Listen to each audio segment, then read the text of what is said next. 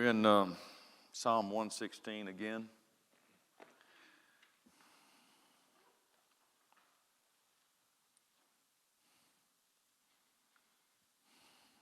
Good to see everybody here tonight. Verse number 12. What shall I render unto the Lord for all his benefits toward me?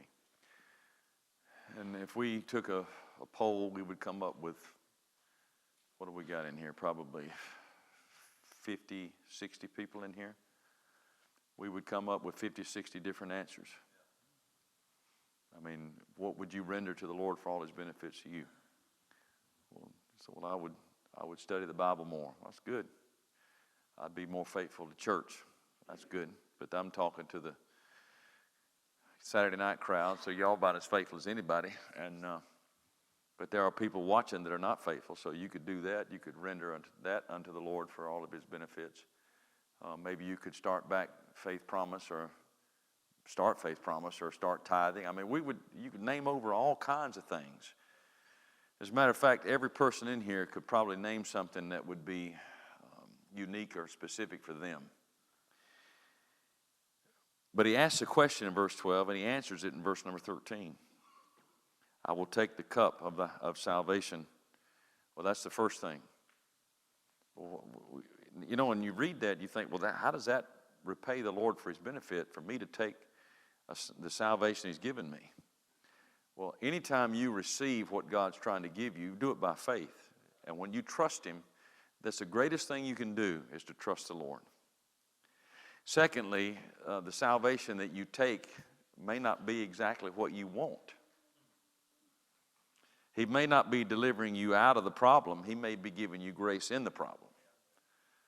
He said, well, that's not what I want. But he said, that's his cup of salvation. Will you drink it? Will you take what he gives you for deliverance? Just giving you grace to endure.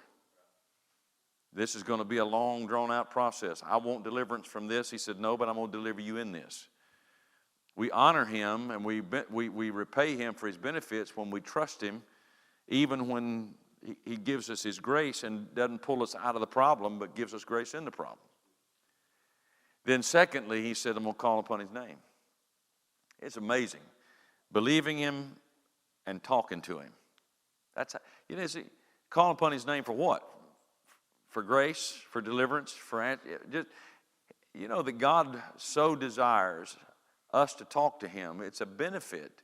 It is a repayment for the benefits that he's been. You say, well, God's given us good health this week, or God's given us, he gave us food and clothing and answered other prayers and all the things that God has given us all week long or for the last month, 6 months, a year. How do we repay that? By praying, by talking to him, not just talking to him, but asking him for things, because that's involved in prayer, intercessory prayer, asking for things. He never tires of you coming, asking for him. He desires that. Matter of fact, he looks at that as a payment for him being good to you. And then he says, verse number 14, I'll pay my vows. Faith promises, and he said, well, I didn't make a vow. Well, if you've signed that, if you put your name, that little thing on the paper, what you did is you put God in debt. You're saying, I'm trusting him to take care of this need. But see, the fact is, we've got to pray for God to supply that need. And some people somehow down the line would drop the ball and they say, whatever the vow is, well, I'm gonna start having family altar. There's a good vow. If you will do what you told him that you were going to do. How many times we come to the altar on a Sunday or a Wednesday and we prayed and we said, Lord, this problem, this need I've got in my life, I give it to you, and then a week later we take it back.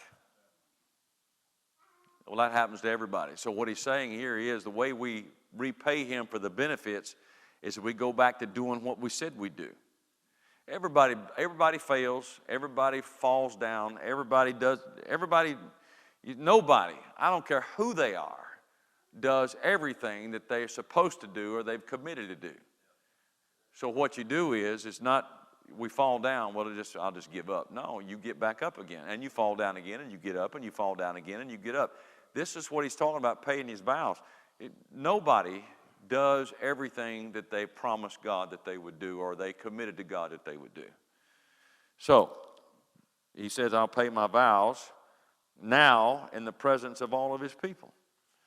It's a public thing. There's one aspect where the Bible says not let your right hand know what your left hand's doing. That means you're giving. You're not to do it in a showfully manner.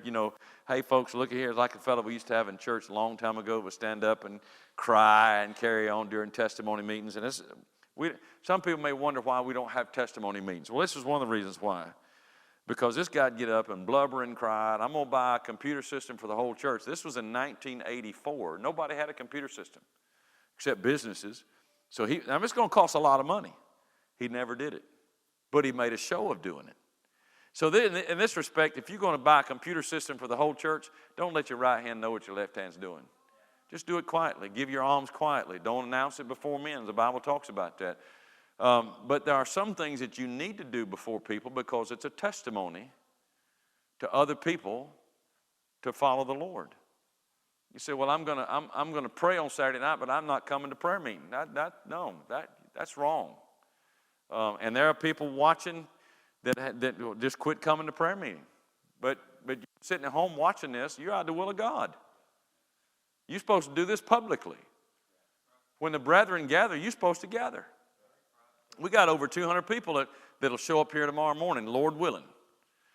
And we've got, 20% of that show up here tonight? Well, that's not good. Can you imagine what would happen if we had all 200 people that would come and pray? All 200. We don't spend a whole lot of time. Listen, God's not asking for you to come and spend 4, 5, 6 hours.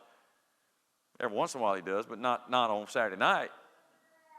But the fact is, a great number of people don't come. And they used to come and don't come.